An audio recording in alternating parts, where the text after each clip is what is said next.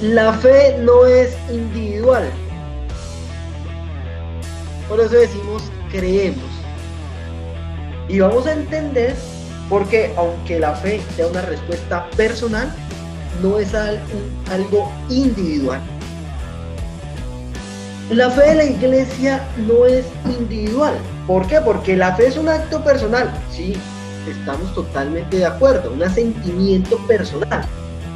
Pero la respuesta libre del hombre a la iniciativa de Dios que se revela no está aislado de los demás, no es un acto aislado.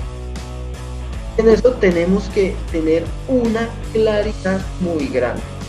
La fe no es un acto aislado.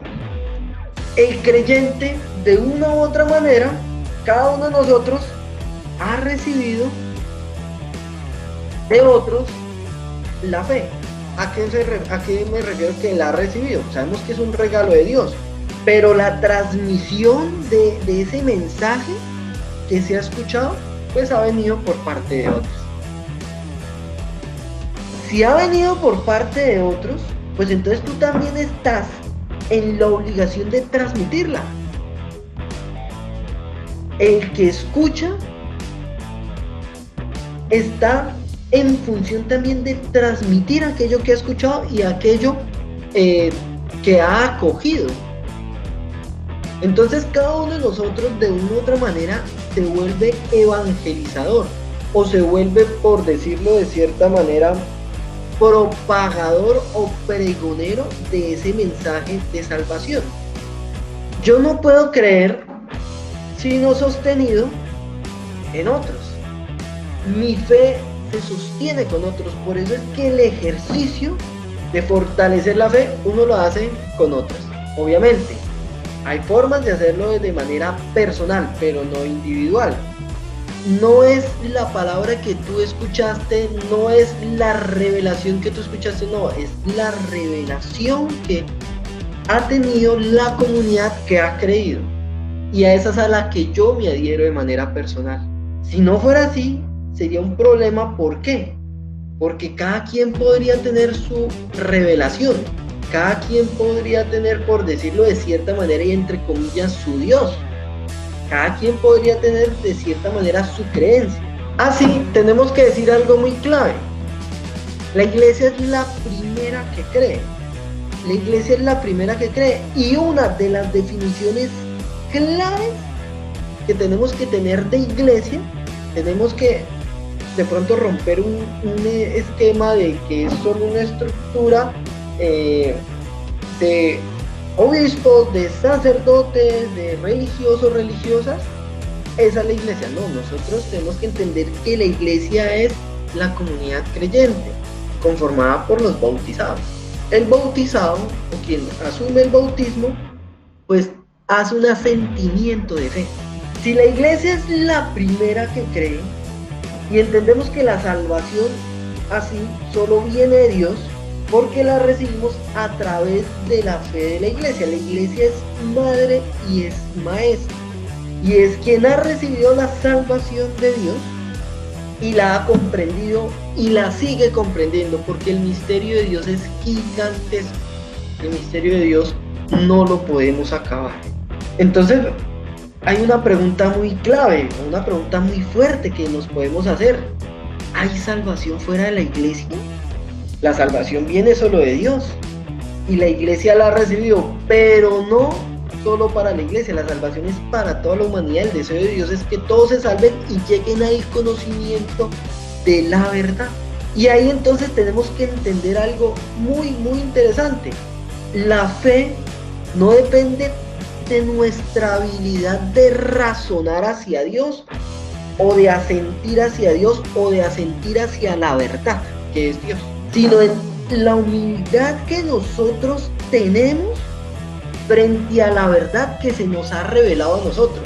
Es decir, el asentimiento no lo podemos poner en dependencia de nuestra habilidad de razonar, sino en cómo tú te paras frente a la revelación que se te ha dado.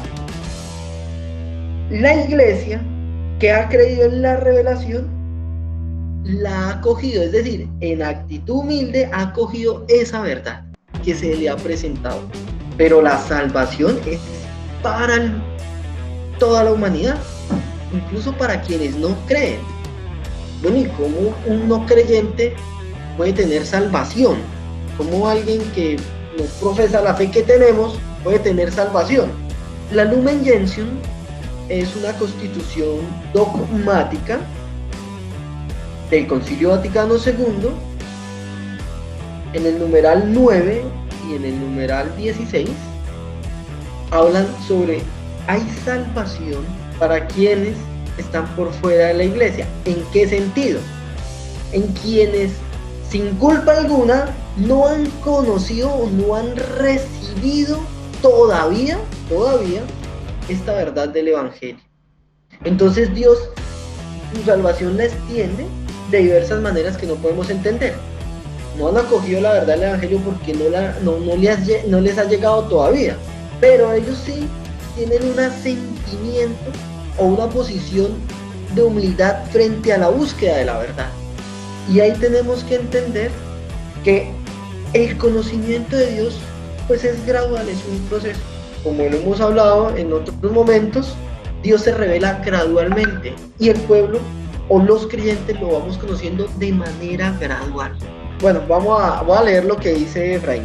La salvación es para todos, pero en teoría no hay salvación fuera de la iglesia. San Pablo señala que toda fe distinta a la que enseñaron es vana. Y la iglesia, como base de la verdad, no puede aceptar más de dos verdades. Obviamente, esto no lo digo con el fin de condenar a los que no son católicos, pero es algo que se hace enseñar en la iglesia. Sí, claro, hay una premisa y se dice, fuera de la iglesia no hay salvación. Y eso lo ratificó el Concilio Vaticano I. Tenemos que entender esta frase no en negativo, sino en positivo. ¿En qué sentido se ha explicado? Y lo explicó el Concilio Vaticano II. Si lo miramos en negativo es poner un cerco. Es decir, la salvación está en el cerco de la iglesia. De ahí para allá no hay más. Si lo ponemos en la línea, en la explicación positiva, es decir, que la salvación fue revelada a la iglesia. Y porque la salvación se reveló y se acogió en la iglesia, no quiere decir que se encerró en la iglesia. Quiere decir que se acogió en la iglesia para toda la humanidad. Por eso la salvación, pues fuera de la iglesia no hay salvación. Quiere decir que la iglesia es ese garante de la salvación de Dios para el mundo entero. En otras palabras, la salvación de Dios se dio dentro de la iglesia, no por fuera de la iglesia, no en otro lado, pero que se haya dado dentro de la iglesia implicó que se dio para toda la humanidad también, y no se quedó solamente dentro de lo que consideramos como iglesia. Voy a dejarles el link o el enlace de la Constitución Dogmática Lumen Gentium y quisiera que hicieran énfasis en el numeral 9 y en el numeral 16. Y nosotros tenemos que entender algo. Cuando hablamos de iglesia y cuando hablamos de ese crecimiento en la fe y cuando hablamos de ese conocimiento de la revelación que es gradual, nosotros tenemos que entender que no solamente lo hablamos en este sentido terrenal, sino que tenemos que entender que la iglesia trasciende el tiempo. Esa pregunta es muy, muy buena, muy inquietante, nos hace pensar muchas cosas y nos hace también entrar en grandes discusiones.